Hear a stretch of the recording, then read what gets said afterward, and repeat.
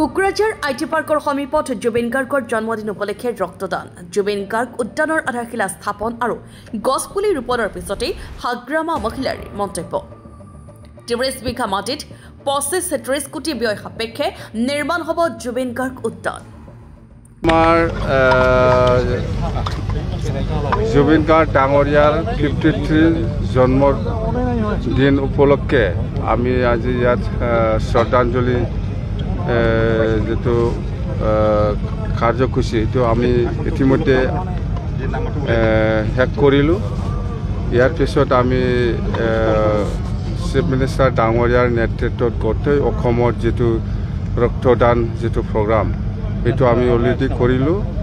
আৰু ইয়াৰ পিছত আমাৰ জুবিন গাৰ্গ ডাঙৰীয়াৰ যিটো ষ্টেচু আৰু পাৰ্ক সেইটো আমি ফাউণ্ডেশ্যন লে কৰিলোঁ। ইয়াৰ পিছত লাষ্টত এতিয়া গছ ৰোৱা যিটো কাৰ্যসূচী সেইটো আমি শেষ কৰিলোঁ।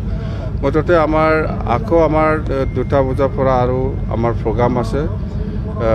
তো আজিৰ দিনটো যিটো কাৰ্যসূচী সেইটো খুব ভাল আমাৰ BTC চৰকাৰৰ উদ্যোগৰ যিটো হৈছে। তো ক'ব লগা সেইটোৱে যে আমি কেতিয়াও পাহৰি যাব নোৱাৰে জুবিন গাৰ্গ ডাঙৰীয়াৰ।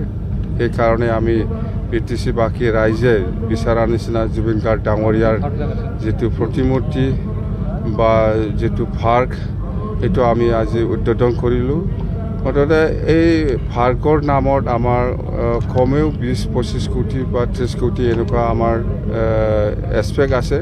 আমি কনচেপ্ট পেপাৰ বনাই আছোঁ। মুঠতে সেই যিখন পাৰ্ক হ'ব সেইটো খুব ভাল পাৰ্ক হ'ব।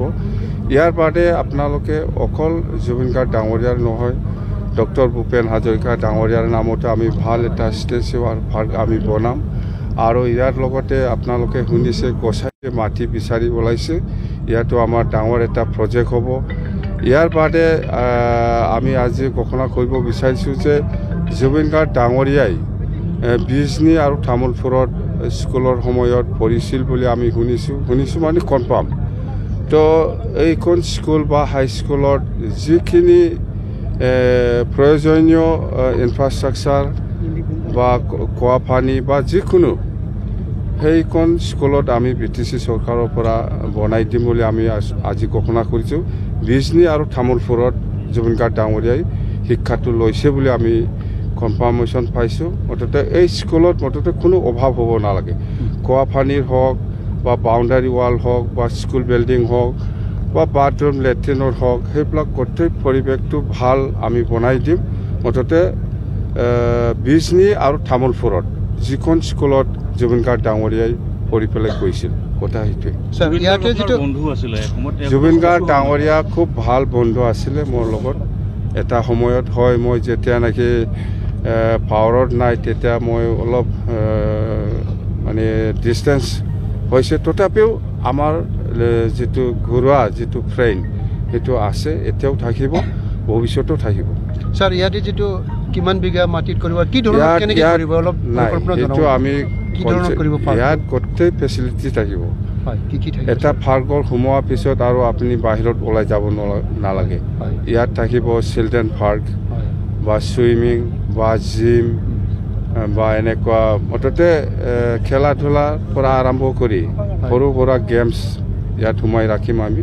মুঠতে ভাল এটা আকৰ্ষণীয় পাৰ্ক হ'ব এইটো। জুবিনৰ নামত আপুনিও ৰক্তদান হয়, জুবিনৰ নামত আজি গোটেই অসমত এইটো প্ৰগ্ৰাম এটা ৰাখিছে DC মহোদয়ৰ নেতৃত্বত বা আমাৰ ডক্টৰ হিমন্ত বিশ্ব শৰ্মা ডাঙৰীয়া অসমৰ মুখ্যমন্ত্ৰীৰ নিৰ্দেশত আজি কোকৰাঝাৰতো সেইটো হৈছে। আমি প্ৰথম কোকৰাঝাৰ হিচাপে ময়ে ৰক্তদান কৰিলোঁ। খুব ভাল লাগিল ৰক্তদান দিব পাই দেই। Bureau report, N24 Assam.